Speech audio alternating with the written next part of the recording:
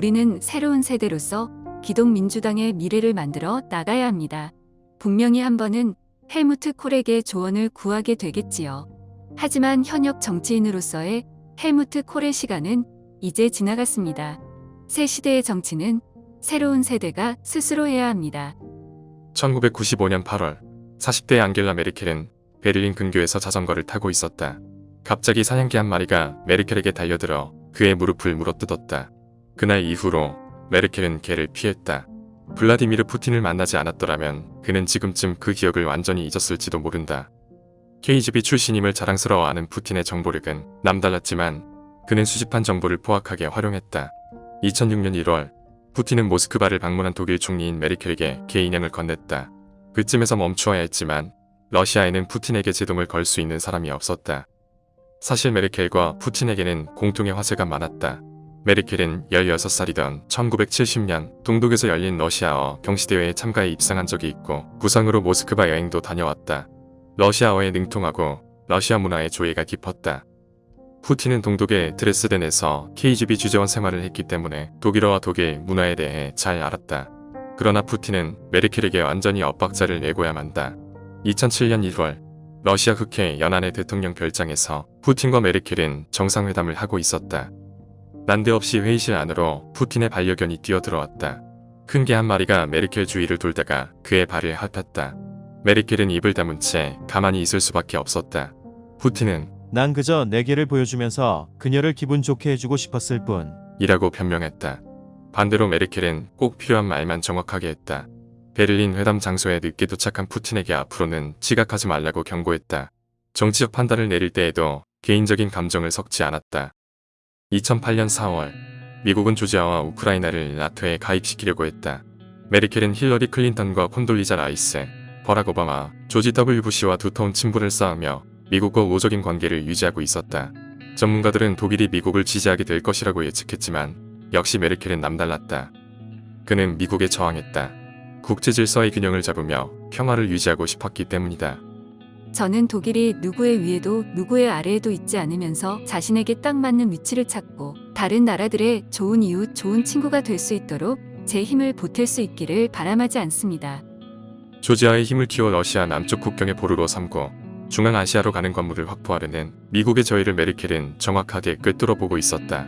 푸틴은 메르켈에게 감사의 인사를 전했지만 푸틴을 염두에 두고 내린 결정이 아니었다. 메르켈의 외교 정치는 국제사회로부터 높은 평가를 받았다. 메르켈은 조용하고 우아한 방식으로 푸틴을 이긴 것이다. 메르켈은 정치를 시작한 일의 싸움을 회피한 적이 없다. 치고받는 정치 싸움이 재미있었고 상대의 묘책을 눈치챘을 때 기분이 좋았다. 정치 행위의 목표도 분명했다. 메르켈은 단 한 번도 권력의 기능을 부정한 적이 없다.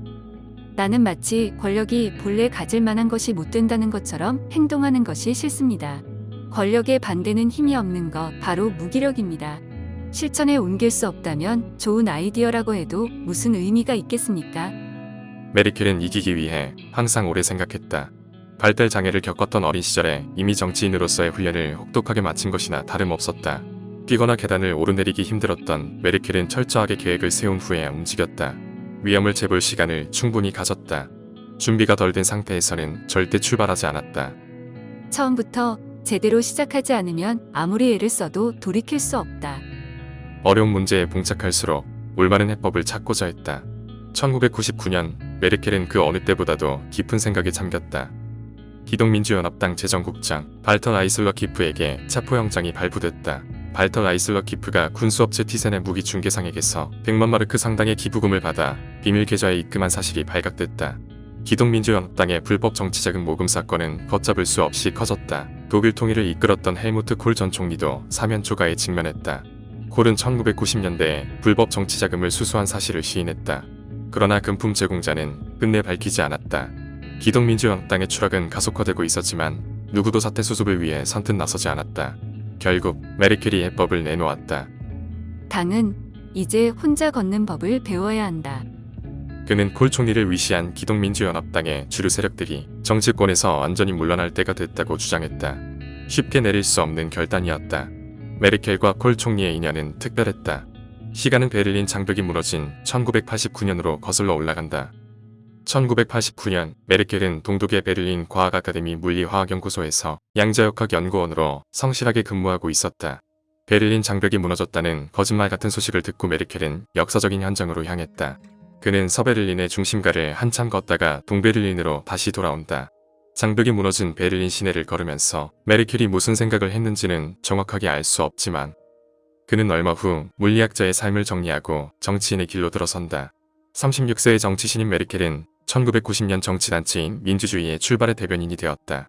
같은 해 10월 기독민주연합당 전당대회에 참석한 메르켈은 콜 총리를 만난다. 그의 제안으로 1990년 12월 2일 실시된 통일독일 연방의회 선거에 기독민주연합당 소속으로 출마한 메르켈은 48.5%의 지지율을 얻어 연방 하원의원에 당선된다. 메르켈의 의정활동을 눈여겨본 콜 총리는 1991년 메르켈을 가정노인 여성청소년부 장관으로 발탁한다. 동독 출신의 37세 최연소 여성 장관은 환영받지 못했다. 사람들은 나라는 사람을 구색 맞추기라고 이미 멋대로 단정지었더군요. 굉장히 화가 났죠. 메르켈은 분노를 표출하는 대신 자신의 능력을 입증했다. 배타적이었던 공무원들조차 결국엔 그에게는 집중력과 지성, 핵심을 이해하는 능력이 있었다. 굉장히 인상적이었다며 인정할 수밖에 없었다. 정책 추진 과정에서 발권의 실력을 펼친 메르켈은 1994년에는 환경부 장관으로 취임해 1998년까지 국정 전반에 걸친 현안을 익혔다. 8년 동안 장관으로 재임하며 메르켈은 콜 총리의 정치적 양녀로 불렸다. 1991년 저질러진 정치 비자금 사건에 메르켈은 아무런 연결고리가 없었지만 여전히 메르켈과 콜 총리를 묶어서 생각하는 사람들이 많았다. 게다가 뒤늦게 사건이 불거진 1999년 메르켈은 기독민주연합당의 사무총장을 맡고 있었다. 고민이 깊을 수밖에 없었다. 그러나 시간을 끈다고 해결될 문제가 아니었다. 새천년이 시작되기 전에 메르켈은 입장을 밝히기로 결심한다. 메르켈은 1999년 12월 22일 실명으로 일간지 프랑크푸르트 알게마인의 차이퉁의 콜 총리를 비판하는 글을 기고했다. 기부금 제공자를 밝힐 수 없다는 콜 총리의 말은 법에 위배되는 사건의 경우 이해받을 수 없는 행동이다. 메르켈이 콜에게 공개 결별서를 보낸 것에 불과하다고 비아냥대는 사람들도 있었다. 배신자라는 비난은 감수할 수 있었다. 하지만 메르켈은 독일 보수정당의 미래를 개척할 수 있다면 자신의 정치적 생명을 내놓겠다는 절박한 심정으로 글을 썼다. 기득권 세력을 해체하고 세대교체를 이루지 못한다면 당의 존재 자체가 위태롭다는 메르켈의 주장이 점차 당 안팎에서 설득력을 얻어나갔다. 2000년 4월 열린 기독민주연합당 전당대회에서 메르켈은 당대표로 선출된다. 정치를 시작한 지 10년 만에 메르켈은 하원의원, 장관, 당 사무총장을 거쳐 당대표로 성장한 것이다. 그러나 메르켈의 마음은 무거웠다. 너무 많은 성공을 거두고 나면 어떤 두려움이 생기지요. 행운 뒤에는 불행이 따르기 마련입니다. 그래서 많은 행운이 다가오고 좋은 시절을 누릴 때면 그 후에 나쁜 일이 생길까봐 두려워요. 메르켈은 정치를 시작하면서부터 절제를 익혀야만 했다. 동독 출신의 젊은 여성 정치인이 등장했을 때 세상은 더없이 매몰찼다.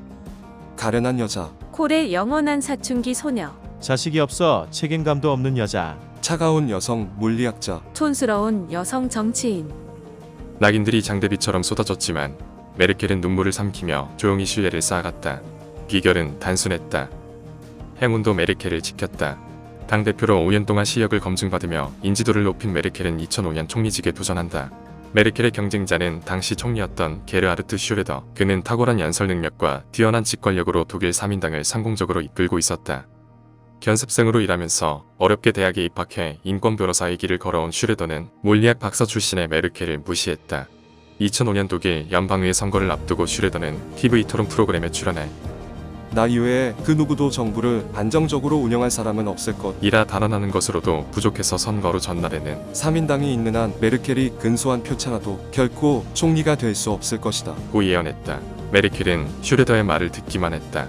선택은 독일 국민들에게 달려있다고 믿었기 때문이다. 2005년 11월 22일 앙겔라 메르켈은 독일 총리에 취임했다. 그리고 사연임의 성공에 2020년 현재까지 독일은 물론이고 전 세계에 자신의 정치적 영향력을 행사 중이다. 그의 권력 의지는 세상을 안심시킨다.